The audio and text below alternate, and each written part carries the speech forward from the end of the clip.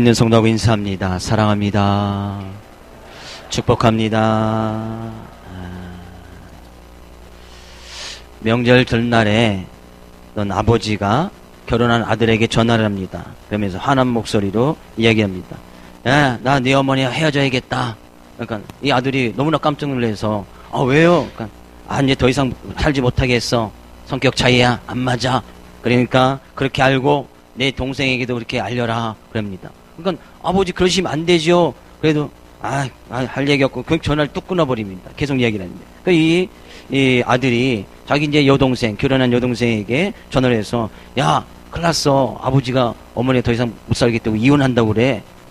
아니 명절 전날 이게 무슨 소리야. 그래서 이 동생이 그 얘기를 듣고 아버지에게 전화를 합니다.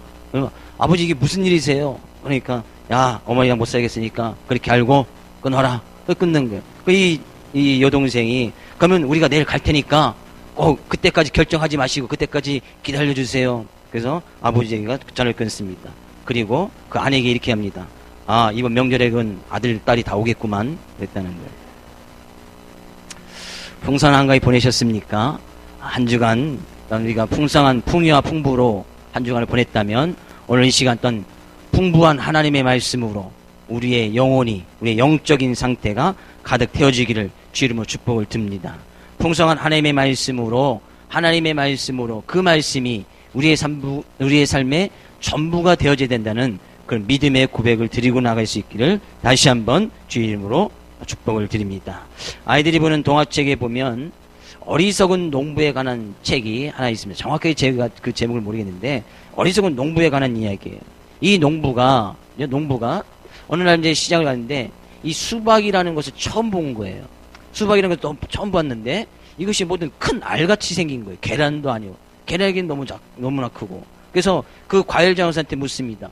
이게 뭡니까? 그러니까 이 과일 장수가 세상에 이 수박이라는 것을 모르는 사람이 있나. 그래서 놀려줄 심령으로 이거 당나귀알입니다. 그랬다는 거예요. 당나귀알. 그러니까 진짜입니까? 그러니까 이 농부가 반응을 너무나 잘 보이는 거예요. 그러니까 이 과일 장사가 그것이 이 장난삼아 이렇게 얘기했는데 그걸 정말 믿는 같이 그런 거예요. 그러면 이 당나귀알을 어떻게 하면 됩니까? 이렇게 묻는 거예요, 농부가. 그러니까 그것을 갖다가 집에 가다가 뜨뜻한 나무령에서 잘 품고 있으면 당나귀 새끼가 나옵니다. 그런 거예요. 그러니까 이 어리석은 농부가 그 이야기를 고지그대로 듣고 비싼 값에 그 수박을 사다가 아랫목에 가다가 그 수박을 푹 품어놓습니다. 하루가 지나고 이틀이 지납니다. 근데 당나귀 나올 생각을 하지 않는 거예요. 분명히 품으면 낫는다고 했는데 근데 3일, 4일 되니까 거기서 무슨 냄새가 나요? 썩는 냄새. 도저히 참을 수 없는 냄새가 나는 거예요. 그 안사람이 이게 무슨 당나귀 나오지 않냐고 갖다 버리라고 하는데 이 농부는 그래도 하루만 더 기다려보자고 하루 이틀 더 기다리는데 도저히 냄새 때문에 있을 수가 없어서 그래서 갖다 버렸다. 그 중간 부분입니다. 그런 어리석은 농부가 있었습니다. 이 사람이 당나귀 얼마나 어리석었으면 이 수박을 몰라서 그것을 품고 있었다네. 근데 그 품고 있는 그곳에서 썩는 냄새가 났단 말이죠. 잘못된 것을 품고 있으니까 거기서 썩고 있었단 말이에요. 정말로 우리 사람의 삶 가운데서는 성경에 가서 보면 사람들에게도 냄새가 나고 향기가 난다고 이야기를 합니다. 이 냄새하고 향기는 별다른 차이점은 없는 것 같아요. 보통 이제 냄새는 나쁜 향기, 나쁜 냄새를 날 때 보통 냄새라고 하고 향기는 어떤 향기로운 그런 것을 품는 것을 우리가 맡을 때 향기라는 단어를 쓰는 것 같은데 사람들에게는 성경에 가서 보니까 어느 누구든지 냄새가 나게끔 돼 있다. 냄새. 그죠? 우리 옆에 있는 성도는 한번 냄새를 맡아볼까요? 냄새. 어떤 냄새가 나죠? 라일락 향기? 장미꽃? 향수 냄새? 물론 저도 가끔 향수를 뿌립니다. 안사람이 목사님은 그래도 어디 다닐 때도 좀 냄새가 향기가 좀 나야 된다고 해서 은근한 향수를 하나 뿌려줬는데 오늘 뿌리지도 못했네. 잘 생각나지도 않고 좀 뿌리고 다니면 은근히 향기가 납니다.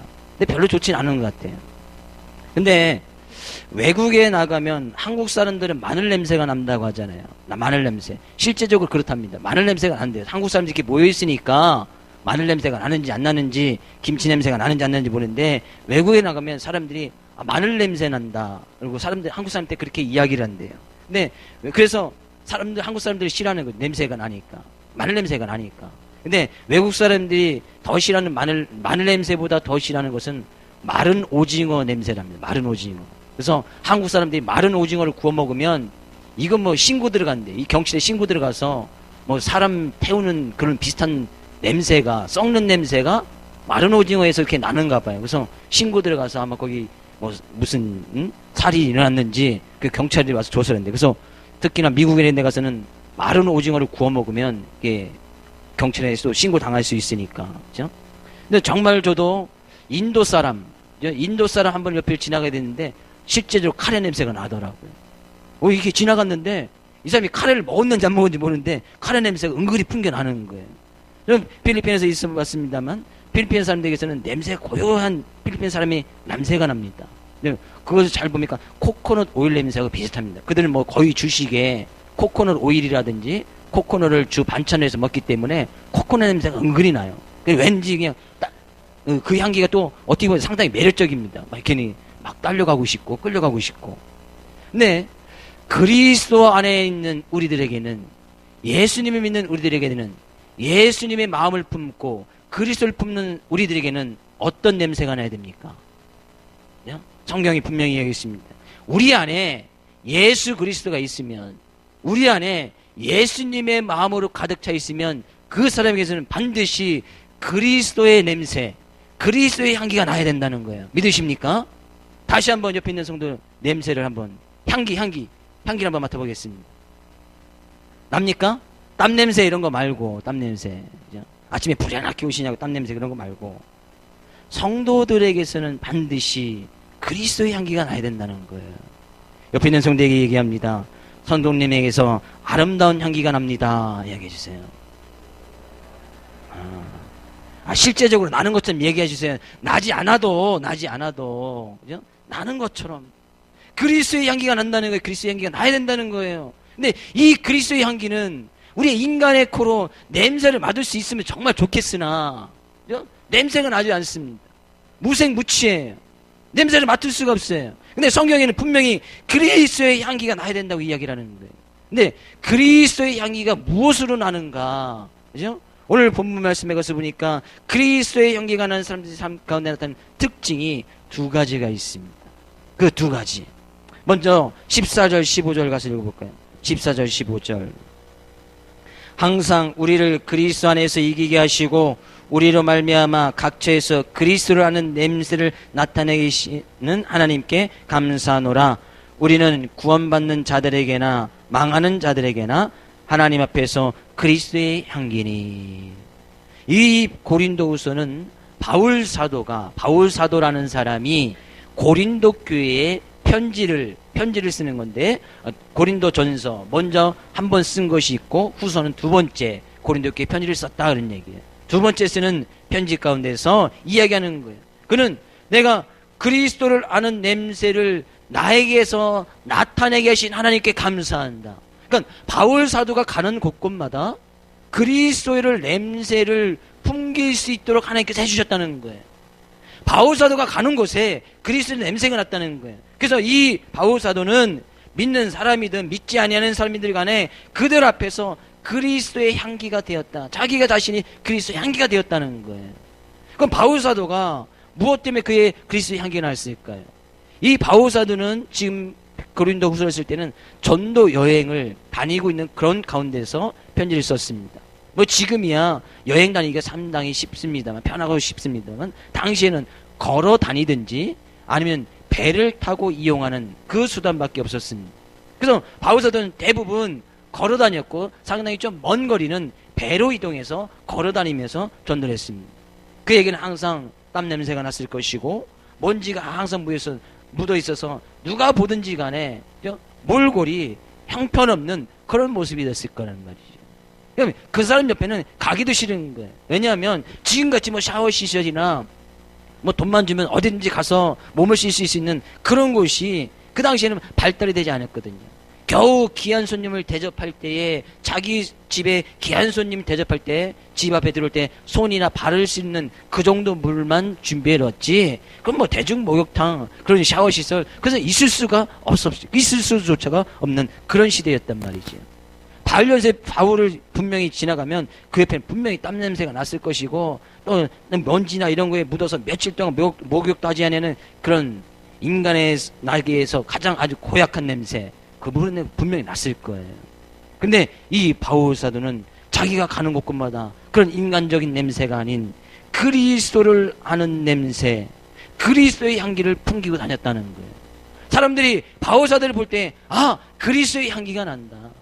하나님을 아는 냄새, 그리스도를 아는 냄새가 나게끔 자기가 해주셨다는 거예요. 그건 바울 사도가 무엇을 했기 때문에 그에게서 그리스도를 아는 냄새가 났을까?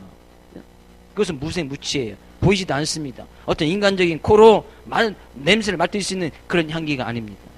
잘 보면요, 12절 말씀 가서 볼까요? 12절. 그리스도를 아는 냄새, 그리스도의 향기는 이렇게 할 때 나타나는 거예요. 12절.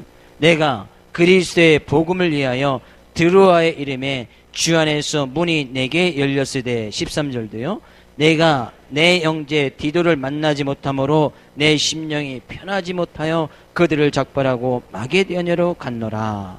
먼저 그 이전에 고린도 교회에 이 바울 사도가 편지를 쓸 때 고린도 교회 안에 상당히 많은 문제가 있었어요. 이러저런 문제가 있었어요. 우상 숭배의 문제라든지 제사 드리는 문제라든지 은사에 관한 문제라든지 일단 거짓 선교사들이 들어와서 교회를 흔들어 놓는 그런 많은 문제가 있었어요. 그래서 그것을 염려하여서 바울 사도가 먼저 편지를 써서 보냈단 말이죠. 그것이 고린도 전서입니다. 그래놓고 다른 곳으로 막 전도여행을 다니면서 드로아라는 지방에 가서 이르게 되어집니다. 드로아. 근데 거기에서도 이 바울 사도는 뭐 했다는 거예요? 주 안에서 문이 내게 열렸음에 복음을 증거할 수 있는 어떤 기회가 자기에게 열려졌단 말이에요. 그래서 그런 드로아라는 지방에 가서도 이 바울 사도가 거기에서 뭘 전했다는 거예요? 그리스도의 복음을 증거했다는 거예요. 이 바울 사도는 기회가 닿는 대로, 문이 열려지는 대로 어느 사람이 자기를 받아들이면 그곳에서 항상 그리스도의 복음을 증거하고 교회를 세울 수 있으면 교회를 세워나갔다는 거예요. 그런 그의 모습을 보고 많은 사람들이 그리스도를 아는 냄새가 나타났다, 그리스도의 향기라고 이야기를 했다는 거예요. 그러면 결국에 우리의 삶 가운데서 그리스도를 아는 냄새를 풍기려면 우리는 어디를 가든지 그리스도의 복음을 위해서 문이 열렸다는 것은 기회가 열리는데, 기회가 있든 없든지 간에 그에서 복음을 증거하는 그런 삶의 모습을 살아가야 된다는 거예요. 이것이 그리스도를 아는 냄새나는 사람들의 특징이라는 얘기예요. 어디를 가든지 기회가 주어지지 않든 간에 우리는 항상 복음을 증거할 수 있는 그런 준비가 되어 있어야 되고, 복음을 위해서 예수 그리스도를 널리 알릴 수 있는 그런 사람이 될 수 있다는 거예요. 이래야 냄새가 나는 거예요. 냄새가 나는 거예요. 지난 한 주간 우리의 삶의 모습, 그리스도를 아는 냄새를 풍기면서 살았습니까? 어디를 가든지 무엇을 하든지 간에 그곳에서 그리스도의 복음을 위해서, 그리스도의 복음은 뭐예요? 예수 그리스도께서 나의 죄를 위해서 십자가를 지셨다는 거예요. 모든 인류를 구원하기 위해서 이 세상에 오셨다는 그 말씀 아닙니까? 그 복음을 증거할 수 있는 그런 삶의 모습, 냄새나는 삶의 모습이다. 저는 여러분에게 먼저 축복된 말씀을 드립니다. 여러분 삶의 모습을 통하여서 그리스도의 복음이 널리 증겨지는, 그리스도의 냄새나는 귀한 삶 살아가기를 주의 이름으로 축복을 드립니다. 어디를 가든지 바울 사도가 가는 곳마다 항상 문이 열려졌던 것은 아니에요. 복음을 증거할 때 바울 사도, 많은 사람들이 복음을 증거할 때 많은 사람이 복음을 받아들이기는 했습니다만 복음을 받아들이지 않아요. 아예 문조차 열리지는 않은 곳이 많이 있었습니다. 어떻게 그럴 수가 있지? 바울 사도가 복음 증거할 때 돌을 맞기도 하고요. 때로는 감옥에 가기도 하고 매를 맞는 일들이 수차례 있었습니다. 그러면 복음을 증거할 수 있는 그런 기회가 닿지 않았다는 거예요. 가서 예수 이야기했는데 매를 맞은 거예요? 몰매 맞은 거예요? 돌에 맞은 거예요? 그 돌에 맞아서 또 한 번은 거의 죽을 뻔할 수 있는 그런 상태까지 간 경우도 있었다는 거예요. 문이 열려지지 아니하는 그 가운데서도 바울 사도는 예수 그리스도를 위해서, 복음을 위해서 그의 삶을 힘써 나갔다는 것을 보게 되어집니다. 우리의 삶의 모습은 항상 그리스도를 아는 냄새, 어딜 가든지 내가 그리스도인 것이 창피하지 아니하고 어딜 가든지 내가 그리스도를 믿는 것이 부끄럽지 않아서 나의 삶의 모습을 통해서 그리스도를 밝히 증거하는 삶을 살아갈 때 우리는 그 사람들 보고 그리스도를 아는 냄새가 난다. 그리스도의 향기라 라고 말할 수가 있는 거예요. 옆에 있는 성도에게 다시 한번 얘기합니다. 성도님은 그리스도의 향기입니다. 그럼 향기 나는 삶을 살아야 되는 거예요. 향기 나는 삶. 어딜 가든지 내가 예수 믿는 것이 창피할 때는 없습니까? 어딜 가든지 무엇을 하든지 간에 내가 예수 그리스도를 믿는 것이 부끄러웠던 적은 없습니까? 없습니까? 저만 있나요? 지금은 없습니다만 이전에는 정말 부끄럽고 창피했던 적이 있었어요. 그래서 기도할 때도 기도를 하긴 해야 되는데 어떻게 합니까? 끝나는 거지 뭐. 잠시 고개 숙이고 뭐 했어? 아니 그냥 했어 뭐.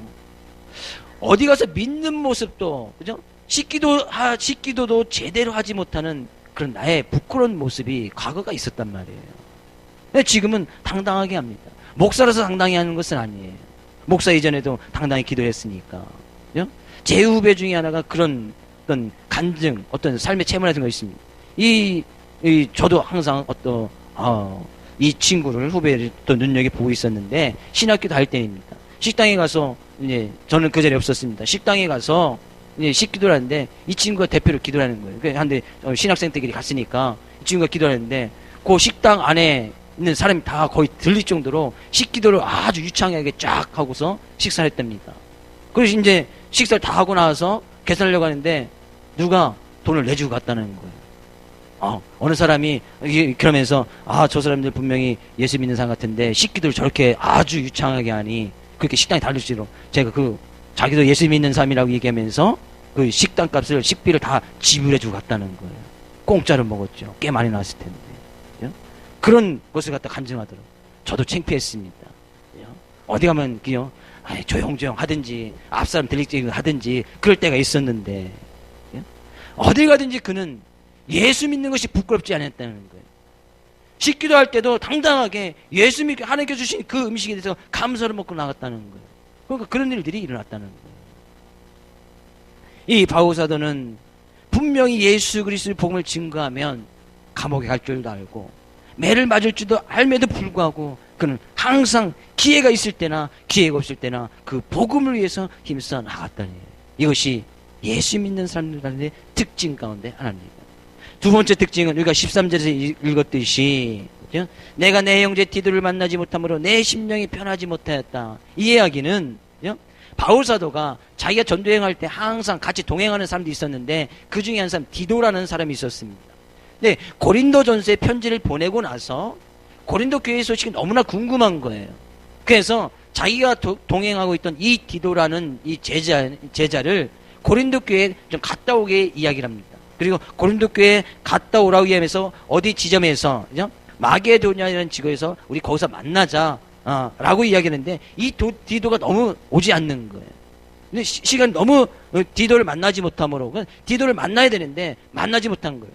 고린도 교회에 대한 어떤 근심과 걱정도 있었고 그들이 많은 어떤 거짓 교사들에 의해서 어떤 많은 성도들이 교회가 또 분열이 나고 그래서 너무 근심 걱정이 됐고 또 자기 제자가 만나지 못하는 것으로 해서 많은 근심 걱정이 됐단 말이에요. 지금이야 뭐 핸드폰 전화 거기서 수시로 연락할 수도 있지만 그 당시에 편지를 한번 주고 받는 것도 쉽지 않았단 말이죠. 왜? 사람이 직접 갔다 와야 되니까 사람 편에서 보낼 수밖에 없었으니까 쉽지 않냐는 그런 시대였단 말이죠. 근데 그것 때문에 내 심령이 편하지 못하였다. 너무나 그것 때문에 근심하고 걱정하고 그것을 해서 기도했다는 거예요. 바울 사도가 그리스도라는 냄새를 나타낼 수 있는 그 삶 가운데 큰 특징 두 번째는 교회를 위해서 또 자기 제자를 위해서 심령이 편치 못하여서 근심 걱정하고 항상 그들을 위해서 기도할 수 있던 그런 삶의 모습. 그것이 그리스도를 아는 냄새 나는 사람들의 특징 가운데 두 번째 특징입니다. 그것은 뭐예요?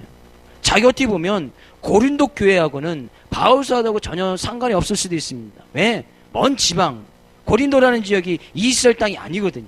지금 뭐 그리스도 이쪽이니까, 그죠? 자기와 상관없는 그런 땅에 교회가 세워졌는데, 그 교회가 문제가 있다는 것으로 인해서 바울사도가 근심하고 걱정하고 그들에서 기도했다는 거예요. 또 자기의 제자 만나지 못한 것으로 인해서 근심하고 그 제자를 해서 근심하고 기도했다는 거예요.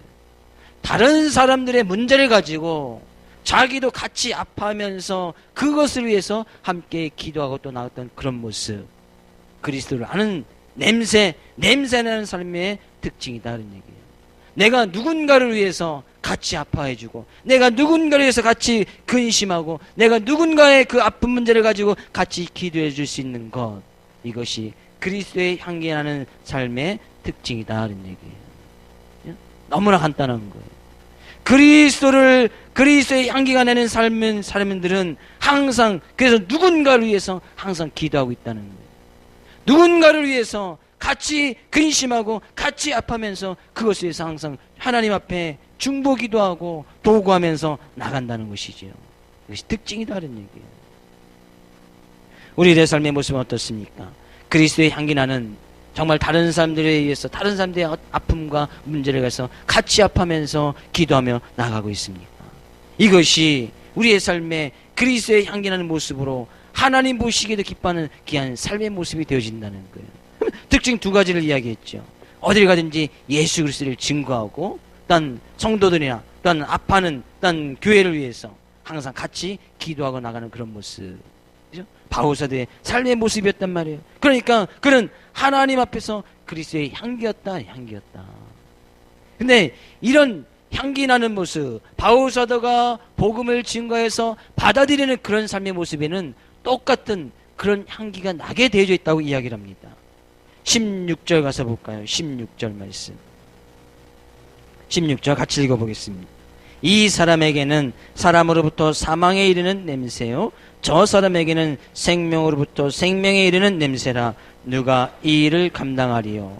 바울이 복음을 증거했을 때에, 그리스도의 복음을 증거했을 때에 그 복음을 받아들이는 사람은 생명으로부터 생명에 이르는 냄새가 나고, 그 복음을 받아들이지 아니하는 사람들에게는 망하는, 사망으로부터 이르는 사망에 이르는 냄새가 난다라고 이야기합니다.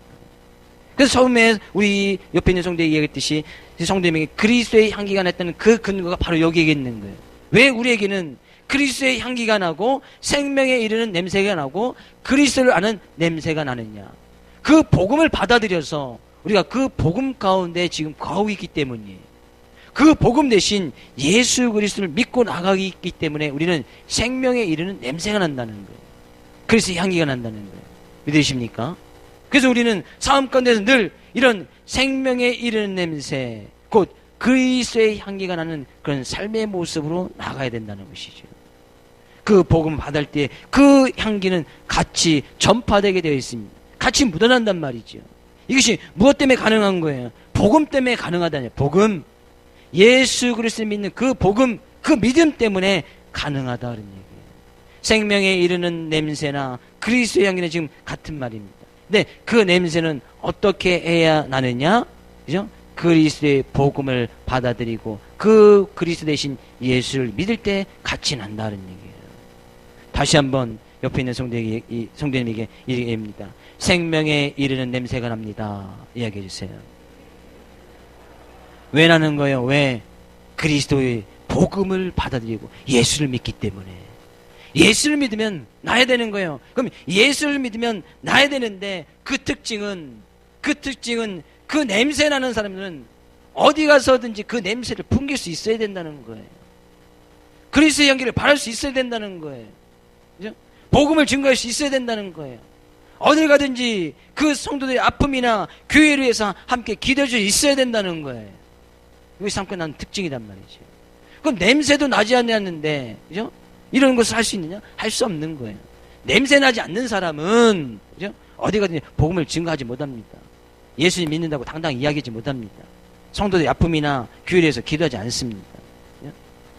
냄새는 우리의 코로 그 냄새, 이 사람이 그리스도를 아는 냄새가 나는지, 생명에 이른 냄새가 나는지, 그리스도 향기인지 우리 인간적인 코로 보는 것이 아니라 그 사람들의 삶의 모습을 통해서 알 수 있다는 거예요. 복음을 증거하는 모습, 누군가를 위해서 기도하는 그런 모습을 통해서 이 사람이 향기 나는지, 향기를 내는지, 냄새가 나는지 안 나는지 알 수 있다는 거예요. 저는 그래서 여러분과 저의 삶의 모습이 항상 예수 그리스도를 품어서 예수 그리스도를 나타내는 그런 냄새나는 모습, 그리스도의 향기, 그런 생명에 이르게 하는 냄새가 여러분과 저의 삶의 모습을 통해서 나타낼 수 있기를 주의 이름으로 축복을 드립니다. 바울 사도가 이야기를 합니다. 누가 이 일을 감당하리요? 누가 이 생명에 이르게 하는 냄새를 풍기는 것을 누가 감당하겠느냐?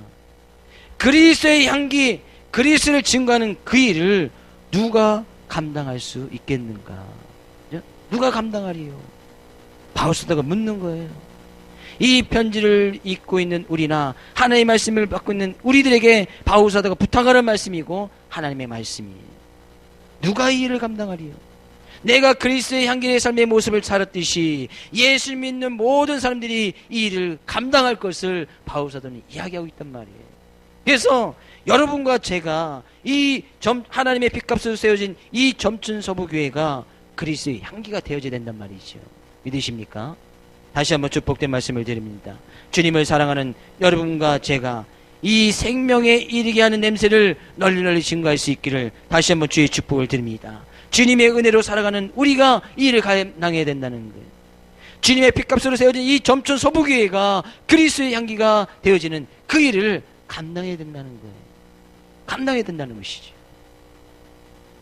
정말로 살아가는 이 세상의 삶 가운데서 힘들고 어려운 가운데서 우리는 반드시 이 향기를 발할 수 있어야 된다는 거예요. 썩어져가는 모습, 악한 세대라고 본인이 이렇게 이야기를 하고 있지만 그것은 어떻게 보면 믿는 사람들이, 교회들이 그 일을 잘 감당하지 못하기 때문에, 그 향기를 발하지 못하기 때문에 썩는 냄새가 더 많이 나는 거예요. 그곳에 그리스도의 향기를 바라면 썩는 냄새가 점점점 없어질 텐데, 우리는 믿는 사람들도 흔히 이 세상을 보고 누구나 다 그냥 악한 세대라고 이야기를 하고 썩어져가는 그런 시대라고 이야기를 하고 있습니다. 왜요? 믿는 자들이, 교회들이 그리스도의 향기를 제대로 바라지 못하고 있기 때문이다. 그러지 못하기 때문이죠. 이 세상 어떤 삶의 모습인지 17절 말씀이 이야기하고 있습니다. 17절. 우리는 수많은 사람들처럼 하나님의 말씀을 혼잡하게 하지 아니하고 곧 순종함으로 하나님께 받은 것 같이 하나님 앞에서와 그리스도 안에서 말하노라. 그래서 혼잡하게, 수많은 사람들이 하나님의 말씀을 혼잡하게 한다. 혼잡하게 한다는 그 원어적인 의미를 살펴보면 이런 겁니다. 과일 가게 행상인들이 과일을 팔 때 위에는 좋은 것을 놓고 그 밑에 부분에는 좋지 못하는 것을 놓고 파는 어떤 부도덕한 상행위를 갖다 얘기할 때 혼잡하다는 그런 단어를 씁니다. 보통 그런 것을 때로는 경험하셨을 거예요. 저도 그런 것을 종종 합니다. 뭐 과일을 한 박스 사거나, 그죠? 여기 사면은 위에는 항상 좋고 큰 것이 있어요. 근데 중간쯤 밑에쯤 가면 작은 게 들어있다든지 썩은 게 들어있는 것이, 그런 것을 꼭 알게 되지. 그러면 가서 반납할 수도 없고 또 화를 낼 수도 없고. 그래서 또 과일을 항상 한 박스 살 때 항상 주의해서 사고, 또 시간이 지나거나 날짜가 임박해 있는 과일은 절대 사지 않습니다. 왜? 그래서 항상 썩은 것이 들어가 있기 때문이에요. 근데 혼잡하게 한다는 것이 바로 그런 의미예요. 어떠한 자기의 삶 끝에 큰 이익을 누리기 위해서 섞는 거죠. 무언가를, 불순물을 섞는 거예요. 그죠? 어떤 포도주를 만들 때에도 거기에 물을 많이 타서 희석을 시켜서 제대로 된 포도주를 만들지 못하는 그런 모습. 우리 삶 가운데 들으면 어떤 휘발유를 팔 때에 거기에 가짜 휘발유를 같이 섞어서 물을 섞든지 해서 가짜 휘발유를 파는 그런 모습. 이것이 혼잡하게 하는 거예요. 근데 지금 이 시대는 많은 사람들이 하나님의 말씀을 그렇게 혼잡하게 한다는 거예요. 혼잡하게. 섞어버린다는 것이죠. 많은 이 세상의 사람들이 믿는 사람들을 세상 사람들과 같이 혼미하게끔 만들어버린다는 거예요. 그런 유혹이 많이 있다는 것이죠. 그래서 믿는 사람들이 그렇게 혼잡하게 되어지면 이 사람이 믿는 사람인지 믿지 않는 사람인지 도저히 판가름하지 못하게 하는 그런 일들이 많이 있다 그런 얘기, 많이 있다. 그러니까 어디 가서든지 이 사람들이 볼 때 저 사람 믿는 것 같기도 하고, 믿지 않은 것 같기도 하고, 그럼 벌써 혼잡한 그런 믿음의 상태가 되어져 버렸다 그런 얘기예요. 혼잡하게 되는 거예요. 근데 세상에 많은 유혹들이, 세상에 많은 미혹들이 믿는 사람들, 교회들조차도 그렇게 혼잡하도록 만들어버리는 그런 시대에 살아가고 있단 말이죠. 근데 그런 가운데서 제대로 된 그리스도의 향기를 바라고 그리스도라는 냄새를 제대로 풍겨야 혼잡하지 않을 수 있다는 거예요. 근데 이런 일들이 어떻게 가능한 거예요? 그죠? 어떻게 가능합니까? 바울사도는 이야기입니다. 내가 순전함으로 하나님께 받은 것 같이 하나님 앞에서 그리스도 안에서 만나노라. 바울사도는 하나님의 말씀을 그대로 받아들여서 그 말씀을 그죠? 희석하지 않고 혼잡하지 아니하고 하나님의 말씀 앞에 그대로 순종하면서 그 말씀을 증거했다고 이야기를 합니다. 그 바울사도는 하나님 말씀 앞에 그대로 순종함으로 인해서 그리스도의 향기를 바라는 삶을 살았다는 거예요. 오직 예수 그리스도만을 믿고 나갈 때 그 가운데 구원이 있고 그리스도의 복음을 위해서 이 바울사도는 세상들과 누가 혼잡하지 아니하고 혼용하지 아니하고 오직 예수 그리스도만을 증거하고 나갔다는 거예요. 그러니까 그의 삶 가운데서 그리스도의 향기가 나더라 하는 얘기예요. 교회 안에서도 우리의 믿는 우리의 삶의 모습 가운데서도 때로는 세상 것들과 너무나 혼합되어서 그것이 세상 것들을 배우지 말라는 것이 아닙니다. 세상의 문화를 배우지 말라는 것이 아니에요. 어떤 나의 삶 가운데 믿음의 영역에서 구원의 영역에서 세상 것들과 혼합되어지고 혼미되어지는 그런 부분에서는 반드시 우리가 분별할 수 있는 그런 구별력이 있어야 된다는 거예요. 근데 그러지 않는다는 것이죠. 이것이 믿는 자의 삶의 모습인지 믿지 않는 자의 삶의 모습인지 이것이 믿는 사람들이 따라가는 그런 문화인지 믿지 않는 사람들이 따르는 그런 문화인지 그것도 제대로 잘 구별하지 못하면서 세상 사람들과 같이 혼잡하고 혼미하면서 살아가는 우리의 믿음의 영역들이 많이 있다는 얘기예요. 세상은 그런 거예요. 근데 그 가운데서 그리스도의 향기를 제대로 바랄 수 있어야 된다는 것이죠. 바울사도는 그가 하나님의 말씀 앞에 그대로 순종하면서 하나님 앞에서 받은 그 말씀 그대로 자기도 순종하고 그 말씀 앞에 그 말씀에 그대로 충고했다는 거예요. 바울사도는 하나님 말씀 앞에 순종하는 삶을 살았습니다. 하나님 말씀을 의지하면서 살았다는 거예요. 그러니까 그의 가운데서 그리스도의 향기가 났다는 얘기예요. 이거에 대한 예로 출애굽기에 가서 보면 하나님께서 이스라엘 민족을 출애굽을 시키고 나서 광야에서 40년을 살게 합니다. 네, 40년을 살 때 하나님께서 그들에게 매일매일 주신 것이 있습니다. 매일매일 해 뜨기 전에 주신 것이 있어요. 무엇을 주셨죠?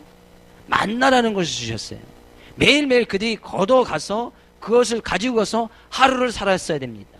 그래서 하나님께서 이제 새벽에 주시고 해 뜨면 싹 없어집니다. 해 뜨기 전에 가서 그것을 걷어들여서 매일매일 살아가 있단 말이죠. 그렇게 매일매일 주신 이유는 하나님께서 하나님의 은혜가 하루라도 그들에게 끼치지 아니하면 살아갈 수 없다는 그런 은혜를 끼치기 위해서 매일매일 만나를 주신 거예요. 근데 매일매일 걷어야 되는데 그죠? 안식일 날, 쉽게 얘기하면 오늘 같은 주일날에는 그 전날, 그죠?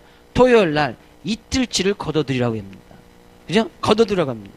그러면 그것이, 그죠? 그것이 하루를 더 연장할 수 있고, 또 그 다음날이 되면 이제 주일날에 가면 그 만나가 내리지 않았음을 이야기합니다.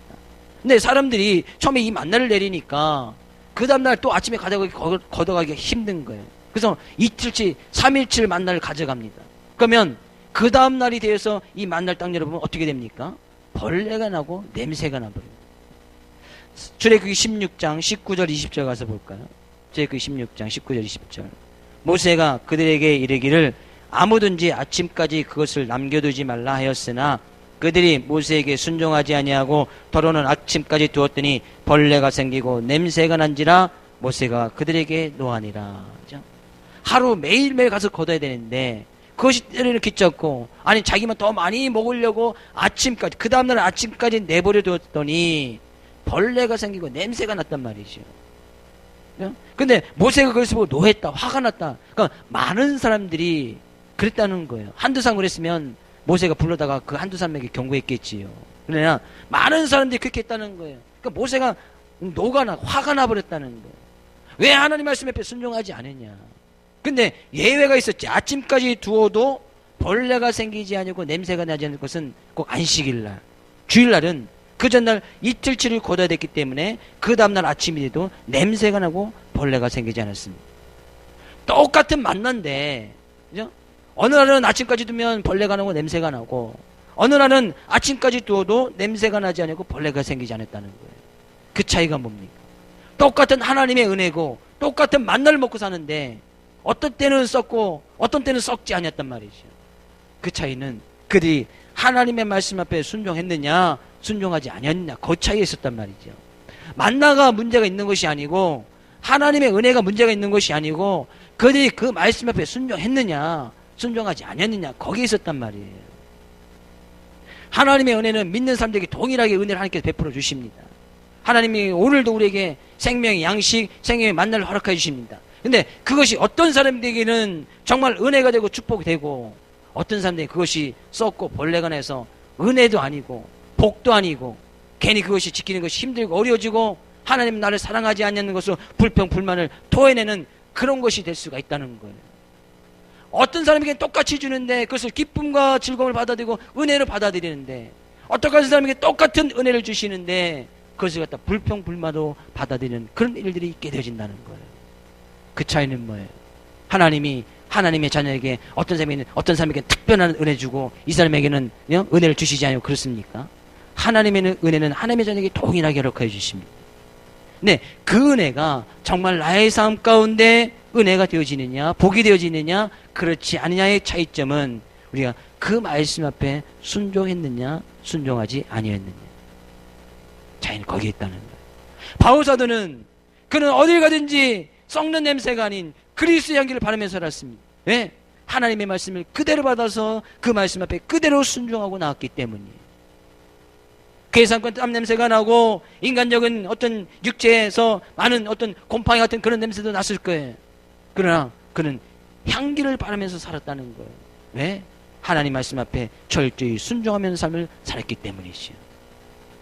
안식일 날은 이 만나를 이틀치를 거부두어도 냄새가 나거나 벌레가 생기지 아니었습니다. 왜? 그날은 하나님께 예배드리는 날이었으니까. 그렇다는 것은 그들이 예배의 삶을 살아가는 그때는 하나님께서 그때는 만나를 주시지 않아도 먹을 것이 없어도 그날 하나님께서 책임져 주시겠다는 거예요. 믿으십니까? 주일날 드리는 이 예배 가운데 하나님께 은혜를 주시기 위해서 하나님 앞에 순종하고 나아가면 하나님께서 이날은 책임져 주시는 거예요. 이날 책임져 주시면 한 주간 삶도 하나님께서 책임져 주시겠지요. 우리는 이 믿음을 가지고 사는 거예요. 그래서 우리 믿는 사람들은 주일날 세상에서 내가 같이 혼잡하게 하기 위해서 내 이익을 더 취하기 위해서 어디 가서 장사하거나 일하지 않습니다. 이것이 믿음의 차이라는 거죠. 말씀의 순종의 차이란 말이에요. 내가 믿는 사람들이 그 은혜를 받아들이기 위해서 더 많은 이기 위해서 주일날 딴 데 가서 열심히 일한다. 사람들이 이야기합니다. 벌레가 나고 냄새 난다고 이야기해요. 썩는 냄새 난다고 분명히 이야기합니다. 겉에서는 악수하고 인사하고 웃는 것 같지만 그들이 돌아서서면 이야기하는 그 믿는 사람들이 그죠? 벌레 나고 냄새가 나게 돼 있단 말이에요. 반드시 믿는 사람들이 주의 말씀을 지키지 않으면 그 말씀에 순종하지 않으면 코로는 냄새가 나지 않겠지요. 향기를 뿌리고 화장을 하고 향수를 뿌리고 다니니까 사람들에게는 보기 좋은 향기가 날 수 있으나 반드시 거기는 벌레가 생기고 썩는 냄새가 난단 말이에요. 예배가 그만큼 중요하고 하나님 말씀 앞에 순종하시는 만큼 중요하다는 얘기예요.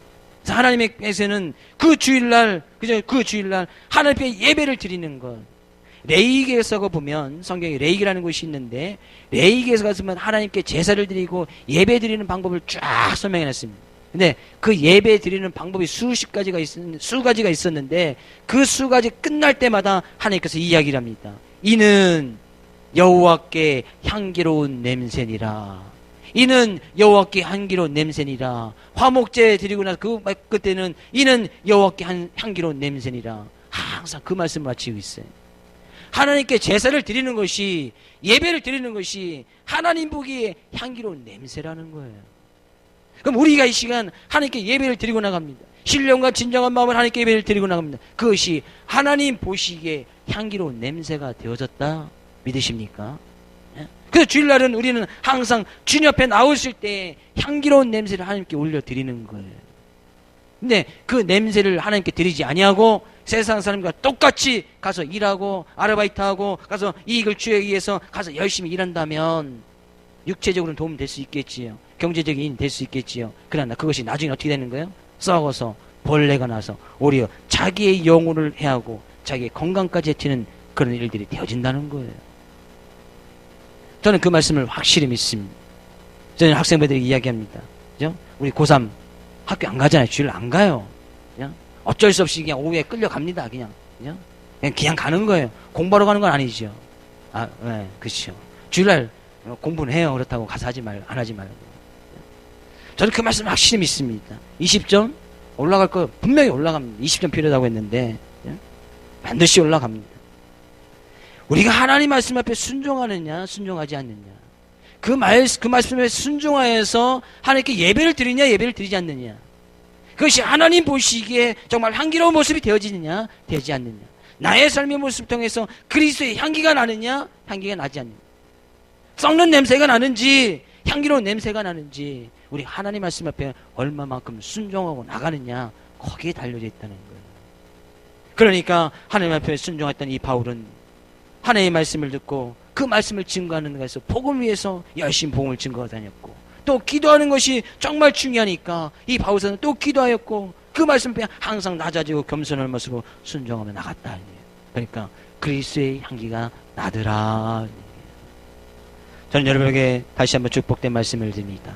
여러분의 삶의 모습을 통해서 그리스도의 향기가 나기를 주의 이름으로 축복을 드립니다. 어디를 가든지 생명에 이르게 하는 냄새가 날 수 있는 귀한 여러분 되시기를 주의 이름으로 축복을 드립니다. 무슨 일을 하든지 간에 그리스도를 아는 냄새를 풍길 수 있는 그 일을 감당할 수 있는 여러분과 저 점촌 소부교회 되어지기를 다시 한번 주의 이름으로 축복을 드립니다.